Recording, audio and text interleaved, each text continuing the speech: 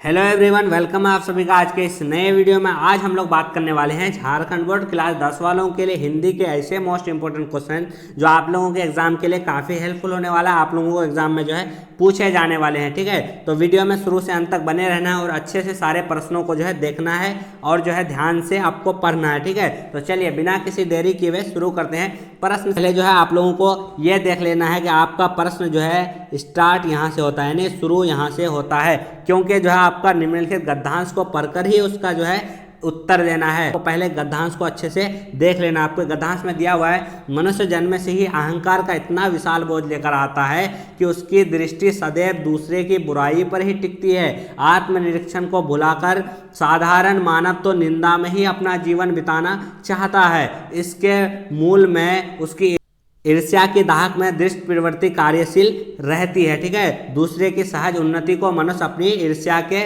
वशीभूत होकर पचा नहीं पाता है और उसके गुणों को अनदेखा करके केवल दोषों और दुर्गुणों को ही प्रचारित करने लग जाते हैं। ठीक है, इस प्रक्रिया में वह इस तथ्य को वास और संवृत्तियों के लिए कितना विनाशकारी सिद्ध हो रहा है, पर निंदा को हमारे शास्त्रों में पाप बताया है। वास्तव में मनुष्य अपनी न्यूनताओं, अपने दुर्गुणों की ओर दृष्टि उठाकर देख भी ना भी चाहता, क्योंकि स्वयं को पहचानने की यह प्रक्रिया उसके लिए बहुत कष्टकारी होता है। खुद को जो है नहीं देखना चाहता झांक कर। चलिए, तो इसमें जो है पहला प्रश्न आपका दिया हुआ है कि जो है मनुष्य का जन्म जो है वो किसके बोझ के साथ होता है, तो मनुष्य का जन्म होता है अहंकार के बोझ के साथ, जिसका राइट आंसर हो जाएगा ए, यानी अहंकार के बोझ के साथ। उसके बाद आपका अगला प्रश्न, नेक्स्ट क्वेश्चन जो दिया हुआ है, दूसरों की उन्नति को मनुष्य क्यों नहीं देखना चाहता, तो भाई क्यों नहीं देखना चाहता, तो वो होता है ईर्ष्या के भाव के कारण, यानी मानव के अंदर इतनी ईर्ष्या होती है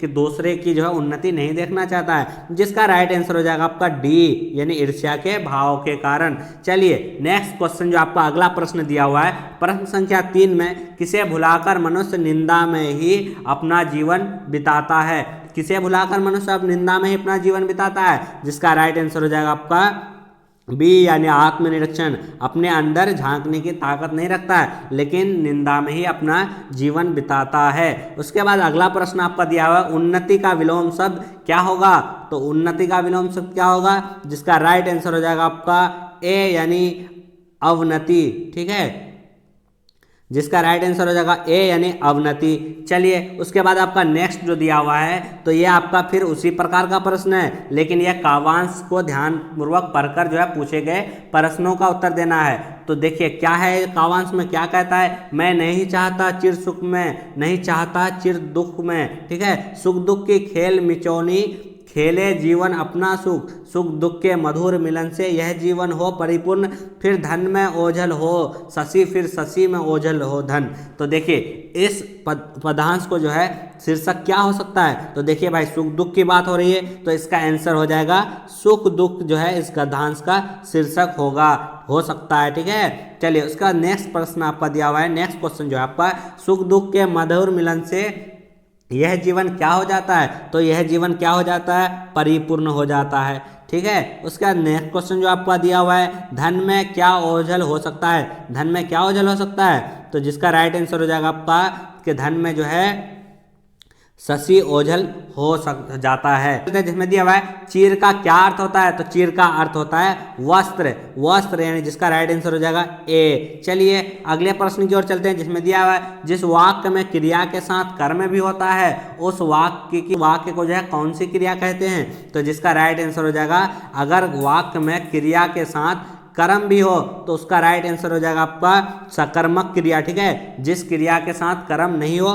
वो हो जाएगा अकर्मक क्रिया। ठीक है, चलिए उसके बाद आपका नेक्स्ट क्वेश्चन दिया हुआ है, निम्नलिखित में से अकर्मक क्रिया किस वाक्य में है। अब देखिए अकर्मक क्रिया किस वाक्य में है, तो गाय घास खाती है, गाय क्या खाती है, घास खाती है। और उसका अगला है रानी गाना गाती है, तो रानी क्या गाना गाती है। बच्चा रोता है, ठीक है, बच्चा रोता है, लेकिन राजपुत्र लिखता है। अब देखिए बच्चा रोता है तो क्यों रोता है, क्या रोता है, नहीं होता, क्या रोता है तो कहेगा क्या रोता है, तो नहीं होता है।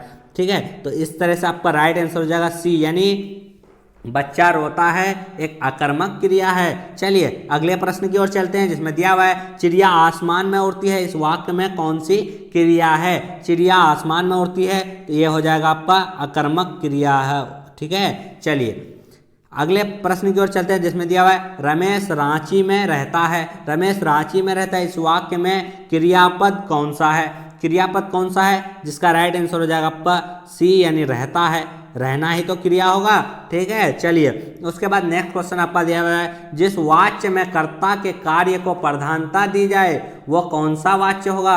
वो कौन सा वाच्य होगा? जिसका राइट आंसर हो जाएगा यानी कृतवाच्य। ठीक है, चलिए नेक्स्ट प्रश्न की ओर चलते हैं, जिसमें दिया हुआ है लड़कियां सो रही है। लड़कियां क्या कर रही है? सो रही है। ये किस वाच्य का उदाहरण है? तो जिसका राइट आंसर हो जाएगा यानी कृतवाच्य। ठीक है, यानी कृतवाच्य। चलिए अगला प्रश्न आपका दिया हुआ है, मजदूरों के द्वारा पेड़ काटा जा रहा है, यह किस वाक्य का जो है उदाहरण है? यह किस वाक्य के अंदर आता है? जिसका राइट आंसर हो जाएगा डी, यानी इनमें से कोई नहीं। क्योंकि जो है मजदूर के द्वारा पेड़ काटा जा रहा है, तो पेड़ जो है किसके द्वारा? मजदूर के द्वारा काटा जा रहा है, तो इसका जो है कोई नहीं आंसर होगा। ठीक है, D is a right answer. चलिए अगले प्रश्न की ओर चलते हैं, जिसमें दिया हुआ है रसोई घर किस समास क्या उदाहरण है? रसोई घर जो है वो किस समास का उदाहरण है? जिसका राइट आंसर हो जाएगा आपका बी, यानी तत्पुरुष समास। ठीक है, दोनों पद प्रधान है तो तत्पुरुष समास हो जाएगा। ठीक है, चलिए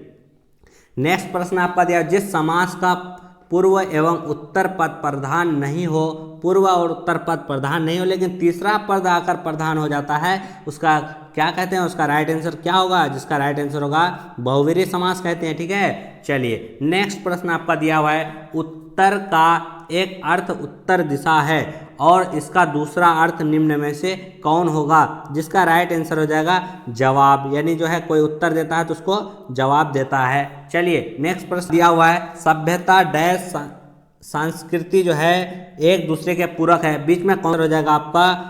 ए, यानी और। सभ्यता और संस्कृति एक दूसरे के पूरक हैं। ठीक है, चलिए नेक्स्ट क्वेश्चन आपका दिया हुआ है, निम्न में से कौन सा अवयव समुच्चय बोधक अवयव है? निम्न में से कौन सा जो है अवयव समुच्चय बोधक अवयव है? जिसका राइट आंसर हो जाएगा आपका सी, यानी अवयव समुच्चय बोधक का मतलब क्या होता है कि अथवा हो गया, और हो गया, ये सब जो है समुच्चय अवयव बोधक है जो एक दूसरे सेंटेंस को जोड़ता है। ठीक है, चलिए नेक्स्ट क्वेश्चन की ओर चलते हैं, जिसमें दिया हुआ है जहां जहां वह गया उसका बहुत सम्मान हुआ, यह कौन सा वाक्य है? जहां जहां वह गया उसका बहुत सम्मान हुआ, यह कौन सा वाक्य है? तो यह है मिश्र वाक्य। ठीक है, इसमें दो से जो है दो या दो रहेगा वो हो जाएगा मिश्र वाक्य। ठीक है, चलिए उसके बाद आपका चलिए नेक्स्ट जो है आपका प्रस्तुत गद्यांश को पढ़कर उचित विकल्प का चयन करना है। मैं भी युवा थी और शीला अग्रवाल की जोशीली बातों ने रंगों में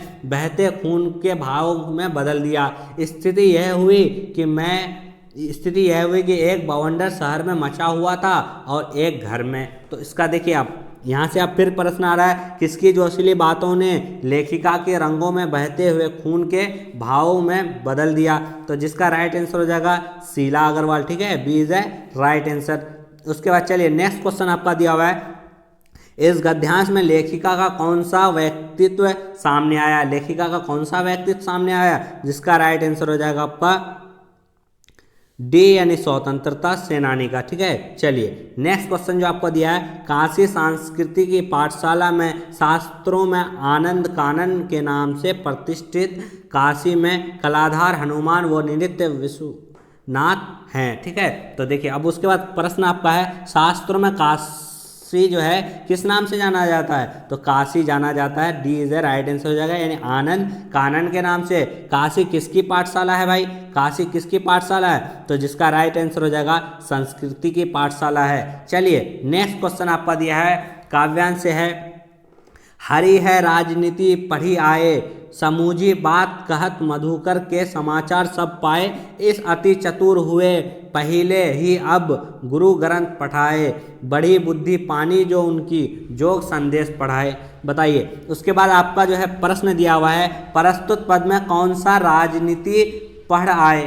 प्रश्न में जो है कौन सा राजनीति पढ़ा है, तो जिसका राइट आंसर हो जाएगा सी यानी श्री कृष्ण का। चलिए उसके बाद नेक्स्ट क्वेश्चन आपका दिया है मधुकर का शाब्दिक अर्थ क्या होगा। मधुकर का शाब्दिक अर्थ क्या होगा, जिसका राइट आंसर हो जाएगा ए यानी भौड़ा। ठीक है, चलिए उसके बाद आपका एक आवांश यानी कविता दिया हुआ है, उसको पढ़ के आपके नीचे के सारे प्रश्नों को हल करना है। ठीक है, काफी इंपॉर्टेंट क्वेश्चन है सब। ठीक है, अट नहीं रही है आभा फागुन की तन, सट नहीं रही है कहीं सांस लेते हो, घर घर भर देते हो, उड़ने को नभ में तुम पर कर देते हो, आंख हटाए तू तो हट नहीं रही। ठीक है, देखिए अब क्वेश्चन क्या है आपका, अट नहीं रही है कविता में किस महीने की प्रकृति का वर्णन हुआ है, जिसका राइट आंसर हो जाएगा आपका ए यानी फागुन महीने का। ठीक है, चलिए उसके बाद नेक्स्ट क्वेश्चन जो है आपका यहाँ अट नहीं रही का आज से है, यहाँ पे जो अट नहीं रही इसका आज से क्या है, तो जिसका राइट आंसर आपका हो जाएगा D is a right answer, हृदय में नहीं अटना।